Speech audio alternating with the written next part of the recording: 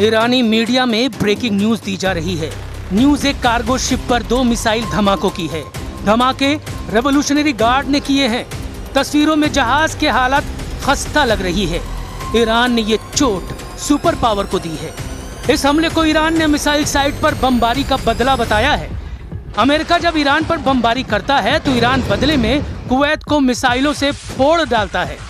Trump जब Iran navy को दहलाते हैं तो रेवोल्यूशनरी लड़ाके हॉर्मुज में तेल जहाजों को आग लगाते हैं। लेकिन अब ईरान अमेरिका इजराइल के बारूदी टकराव का एपिसेंटर है लेबनान।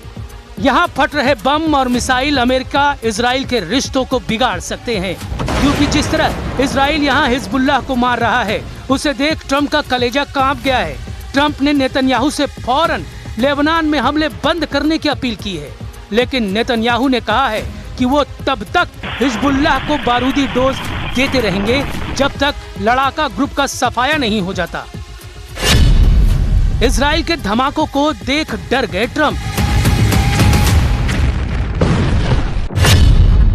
बेरूत पर बमबारी प्लेन से ट्रंप के उड़े होश।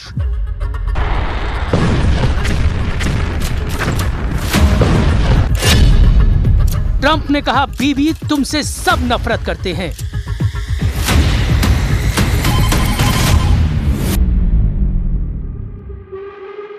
ट्रंप की धमकी बारूद से ज्यादा विस्फोटक साबित हो गई है। नेतन्याहू आउट ऑफ कंट्रोल हो गए हैं। इजराइल के प्रधानमंत्री ने सुपर पावर की चेतावनी को अनदेखा कर दिया है। नेतन्याहू ने ऐलान किया है कि बेरूत को बर्बाद होने से कोई नहीं बचा पाएगा।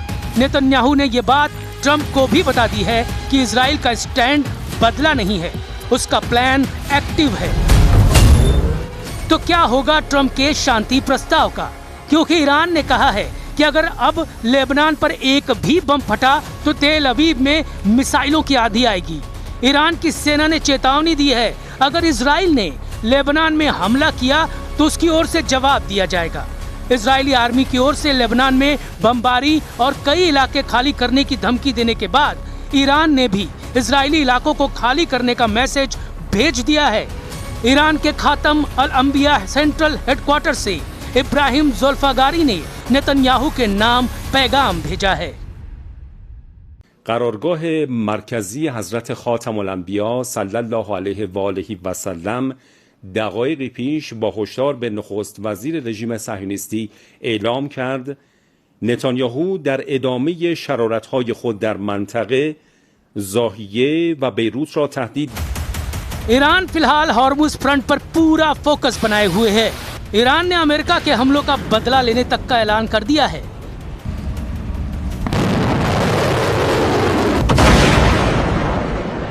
वही तेवर, वही तेजी, वही स्टाइल, धमाके दर धमाके, मिसाइलों के, रॉकेट के, फास्ट बोट का एक्शन, रेवोल्यूशनरी फाइटर्स का दबदबा। ईरान ने अमेरिकी गुरूर को फिर से तोड़ दिया। अब की बार ये बताकर मारा है कि ईरान की हद में जो आया उसका सफाया तय है। ईरानी मीडिया रिपोर्टों के मुताबिक रेवोल्यूशनरी लड़ाकों ने पनामा के झंडा लगे एक जहाज को क्रूज मिसाइल से धुआं कर दिया है। असल में यह कार्गो जहाज अमेरिकी कंपनी MSC सरिस्का V का है, जिसे ओमान के तट पर करीब ईरानी युद्धपोत पर हमले के बदले में ईरान ने मिसाइल से दहलाया है। इससे पहले 1 जून को अरब सागर से गुजर रहे एक कार्गो शिप पर मिसाइल से हमला हुआ, जिससे इराक के तट पर एक बड़ा विस्फोट हुआ। ये मिसाइल हमला इराक तट पर कसर से लगभग 40 समुद्री मील साउथ ईस्ट में हुआ था। समुद्री सुरक्षा एजेंसी ने बताया कि टक्कर के बाद एक जोरदार विस्फोट हुआ। यूके MTO ने मिसाइल हमले से प्रभावित जहाज की जानकारी साझा नहीं की है। इधर ईरान ने अमेरिका के साथ सभी तरह के संपर्क रोकने की बात कह दी है। ईरान की सरकारी मीडिया तस्नीम ने बताया कि axis of resistance Hormuz strait के बाद अब लाल सागर के एंट्री गेट पर मौजूद बाब अल मंडेब स्ट्रेट को भी बंद कर सकते हैं। हॉर्मुज स्ट्रेट के बंद होने से दुनिया के कई देश गंभीर तेल और गैस संकट में फंस गए हैं। लेकिन अब अगर बाब अल मंडेब को वास्तव में बंद किया जाता है तो इसके विनाशकारी परिणाम हो सकते हैं।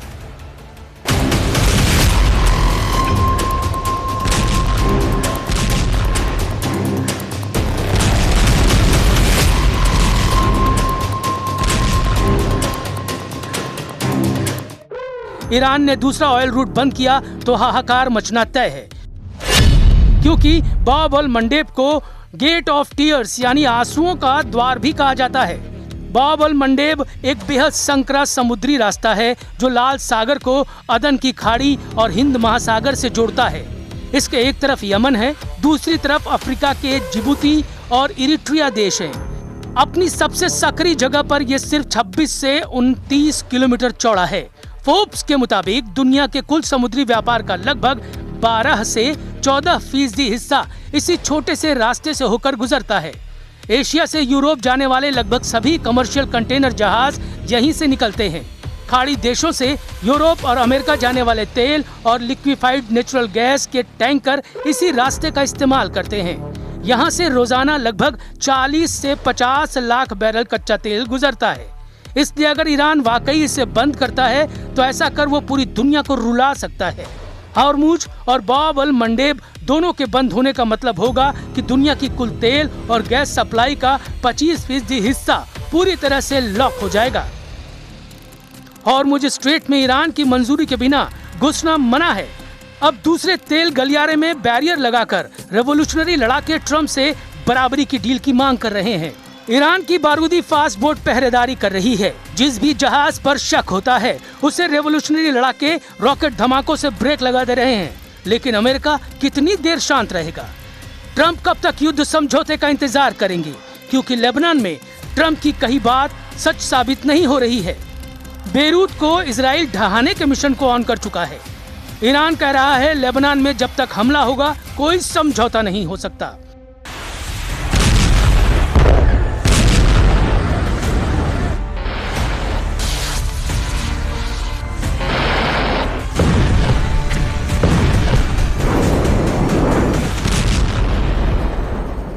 کردیم و کماکان تأکید داریم بر این نکته که آتش بس در لبنان بخش لاینفک هر گونه آتش بس و هر گونه توافق نهایی برای خاتمه جنگ هست.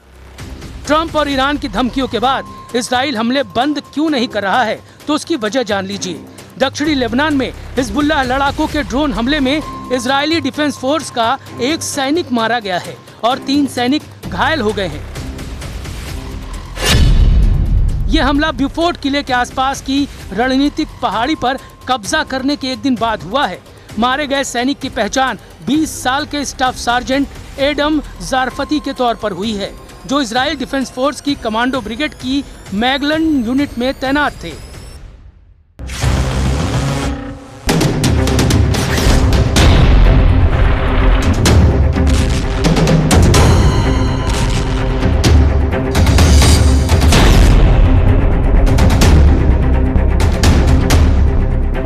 दिनों के युद्ध में दूसरे इजरायली सैनिक की मौत से युद्ध भड़क गया है। हिजबुल्लाह लड़ाके अब रात में फर्स्ट पर्सन व्यू ड्रोन की बौछार से इजराइल को दहला रहे हैं। इसलिए आईडीएफ ने हिजबुल्लाह आतंकियों को नबाती से खदेड़ना शुरू कर दिया है। इजराइल ने धमकी दी है कि नबाती में रहने वाले लेबनानी नागरिक इलाके को जल्द खाली कर दे। नागरिकों को जहरानी नदी के उत्तर भाग जाने की चेतावनी दी गई है। इजराइल ने दक्षिणी लेबनान में एक बड़ा बफर जोन बना लिया है। ये बफर जोन लेबनान के कुल क्षेत्रफल का लगभग 10% हिस्सा है, जिसकी सीमा इजराइल से लिटानी नदी और भूमध्य सागरी तट से लेकर सीरियाई सीमा माउंट हार्मोन तक है।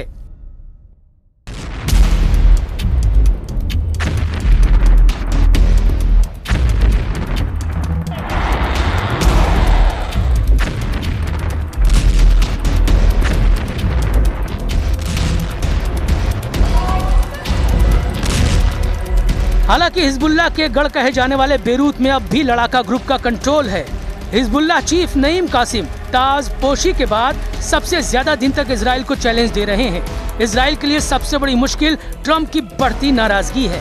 अगर ट्रम्प ने इजराइल का साथ छोड़ा तो युद्ध में नेतन्याहू अकेले पड़ जाएंगे। बिना अमेरिका के इजराइल कितने दिन युद्ध में टिक पाएगा समझना मुश्किल नहीं, क्योंकि अब तो इजराइल के अंदर ही नेतन्याहू का भारी विरोध शुरू हो गया है।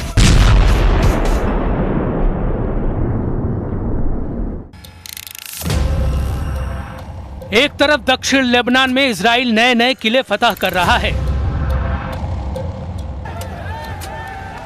दूसरी तरफ उन किलों पर कब्जा जमाए रखने के लिए नेतन्याहू के सामने सैनिकों का संकट खड़ा हो गया है।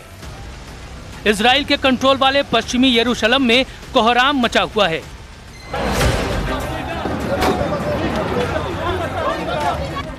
पश्चिमी यरूशलेम में पुलिस पैटर्न से पीट रही है। ये हंगामा करने वाले हैं हारेदी प्रदर्शनकारी। इन्होंने सेना में भर्ती के खिलाफ मोर्चा खोला हुआ है। हारेदी यहूदियों की रैली नेतन्याहू को बार बार चैलेंज कर रही है।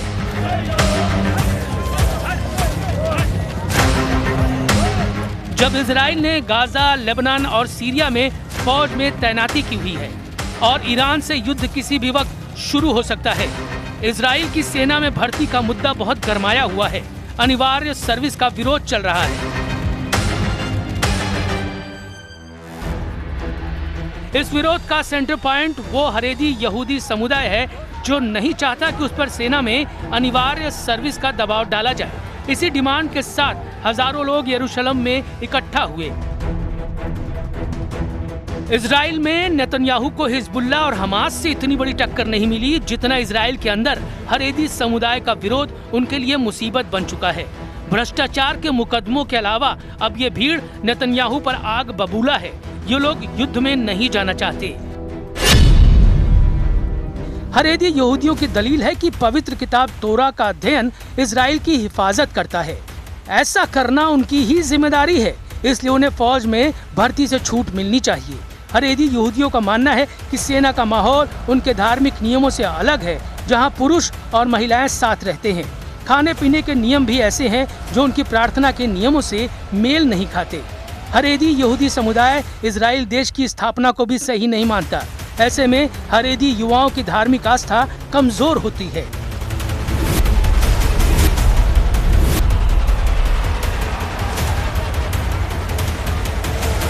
अभी तक हारेदी यहूदी समुदाय को सेना में भर्ती से छूट रही है, लेकिन सुप्रीम कोर्ट के आदेश के बाद इसे खत्म किया गया है। नेतन्याहू के गठबंधन वाले साथी भी यही चाहते हैं। ऐसे में नेतन्याहू सरकार से हारेदी समुदाय की टक्कर तेज होती जा रही है, लेकिन नेतन्याहू की दिलेरी से दुश्मन वाकिफ है। फाइटर लीडर कभी भी मुश्किलों से घबराते नहीं। दुश्मनों की भीड़ कितनी ही बड़ी क्यों न हो, इजराइल टकराने से बचता नहीं। इजराइल जमकर लड़ रहा है। फैसला ट्रम्प को करना है कि वो साथ देंगे या नहीं, क्योंकि ये युद्ध इजराइल से ज्यादा उनकी साख का सवाल है।